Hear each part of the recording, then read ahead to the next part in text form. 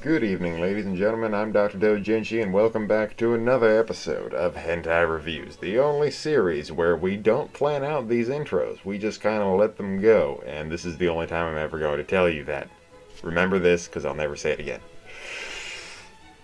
Today, we are reviewing a secondary episode to the following one that we've done before. Now, if you're familiar with my series and how I upload these, you'll notice that I'm doing episode 2 directly after. I'm not breaking it up. And if you're wondering why I'm doing that, it's because there's only 2 episodes. The second episode recently came out, and this is a damn good series that I would honestly sit down and watch like a regular anime, waiting each time for it to come out episode by episode. So, if you want to see more of these videos like that, subscribe and watch literally anything else I've made. Hey, mostly the hentai reviews, because those seem to be doing well amongst a lot of people, because they're the only ones I've put a lot of effort into. Everything else is either me complaining, or shit that I randomly decided to do because I felt like it. Or my brother. He's weird, he's taking a real long-ass break. So, let's get into the review. Today we're reviewing episode 2 of Kohakuiro no Hunter. If I fucked up the first word, shut up, I'm white. I'm trying. Episode 2, otherwise known as Amber-Colored Hunter. Done by our friends over at Pink Pineapple, this episode is significantly shorter than the first at 16 minutes and 31 seconds, nearly half the runtime.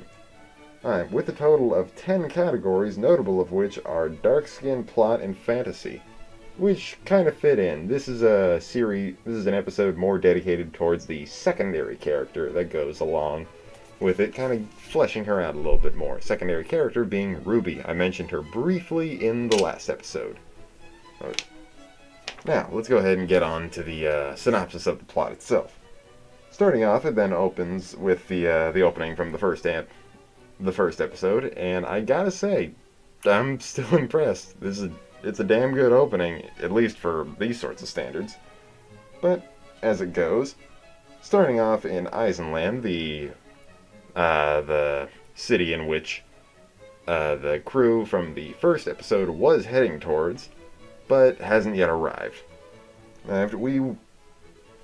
We find ourselves in a bar where Ruby and 2 bodyguards of hers are standing behind her, arguing with a person that is demanding better pay for nearly fucking dying at the hands of a lot of the monsters that they were hunting.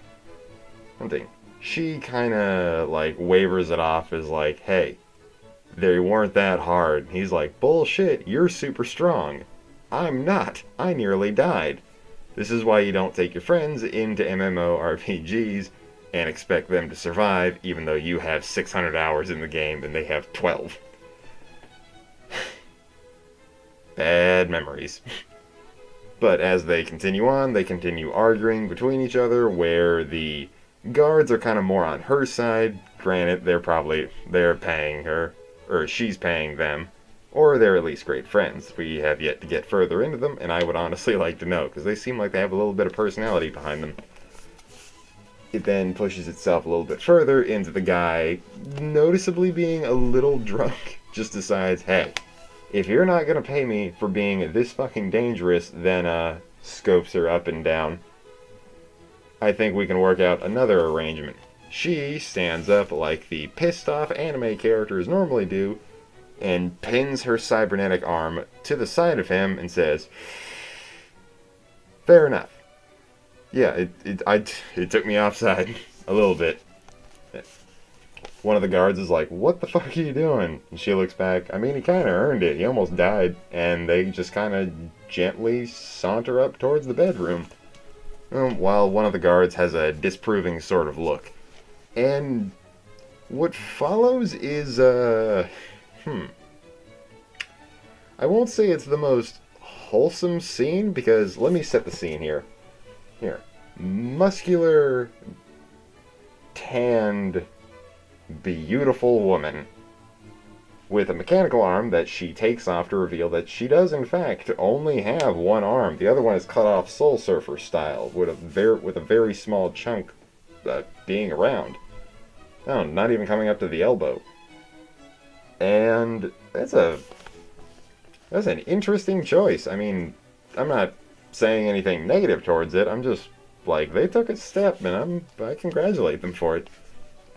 And then they put her, they don't like shy away from it saying like, oh, it's just not a part of her. They actually like focus on it a good amount, or at least they keep it in the shot a lot during these scenes that continue forward, where the guy starts out by saying, hey, I don't know, I've never been with somebody this hot before, and she's like, alright, let's start this off the right way.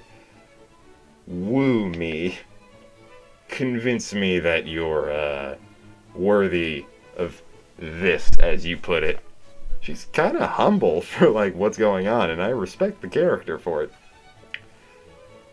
She then gets a little bit of teasing going along. He starts mouthing off some corny lines. She calls him out on it and says, alright, you were being cute before, but I think you actually mean it. And then she's like, alright, fine, let's do this.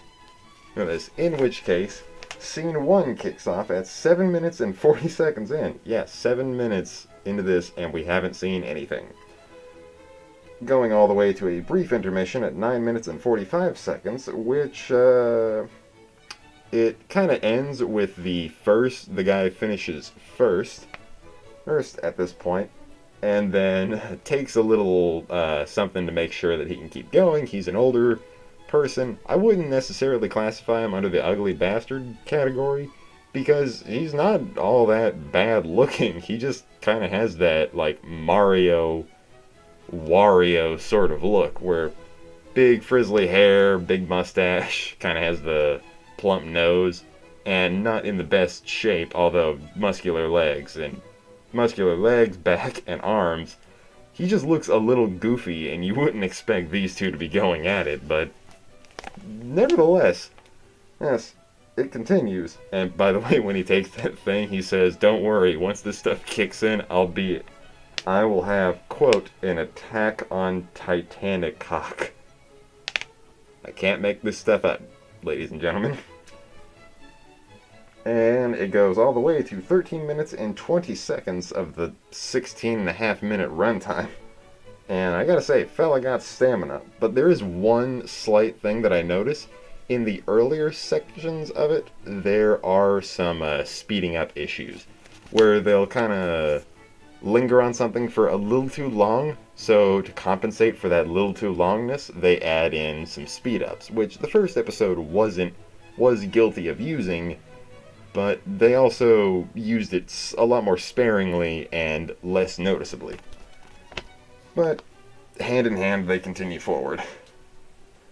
And then, as they finish, it then cuts back to Erica, and Erica saying goodbye to everybody and being like, hey, I'm going off to Eisenland, the city that we were just at with those two, and saying everything as she normally would. Goodbye, goodbye, goodbye. Her little cat thing comes with, I forgot the name. And they decide to head off, and she's like, wait, where was Azul the entire time? He didn't even say anything. She carts by after a little bit, and then on top of a ledge over to the side is Azul waving goodbye, saying, I hope you do well. And I'm like, didn't you, like... I thought you said you were going with her. And I'm like, alright, maybe he just had more responsibilities to be there. In which case, the episode ends. Not a lot happens in it, but it's good character building. I gotta say, this is an incredibly wholesome scene that doesn't have, like, any comic over-exaggeration for it, and the characters are surprisingly grounded and kind to each other, even when they're being in, like, alright, here's a perfect situation of what should happen. But let's go ahead and get into the three pillars that lead up to the overall statement. So, low-budget intro, let's go ahead and cut over to that.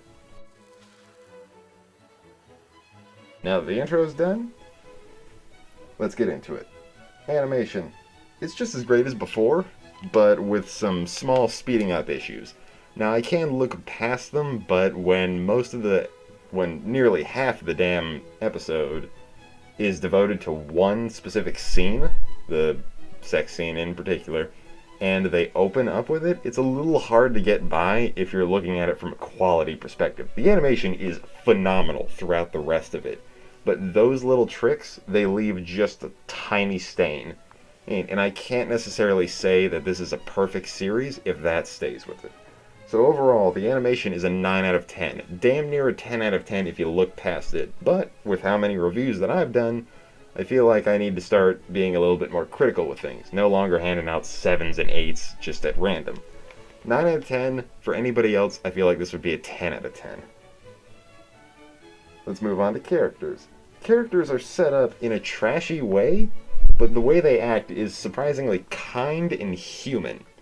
Like, when you think about this drunk, uglier character hooking up with the badass, you get a lot more of a kinder reaction. You don't like, oh, it's gonna be like him going at it crazily, and she's over there like moaning in disgust or something, and like half enjoying it, half wishing it was over. But she's enjoying herself the entire time, he's enjoying himself, and he's actually working to make sure that she feels better. Giving as much as they receive, but they're also being kind enough not to hurt each other.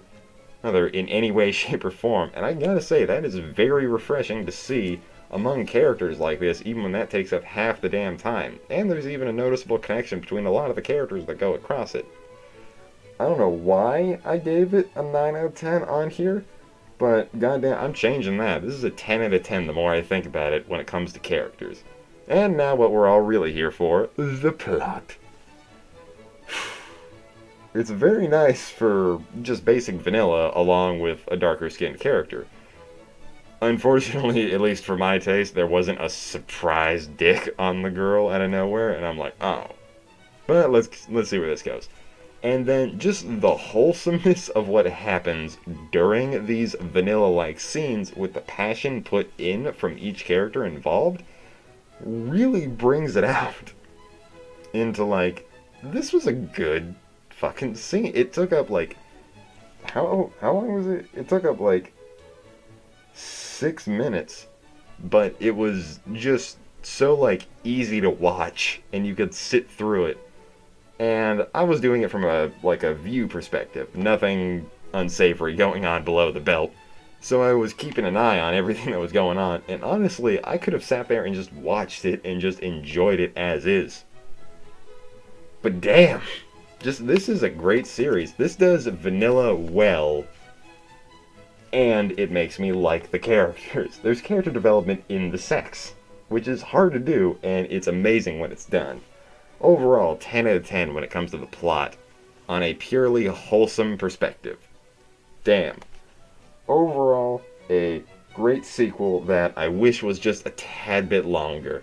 If there had been a conversation after they had got undone with sex, because I wanted to see what they would say. I wanted to see the relationship between them walking out of the room towards the guards outside who showed disdain for the guy. Maybe a little bit more of a scene talking about what's going to happen to Erica as she's riding off into the town.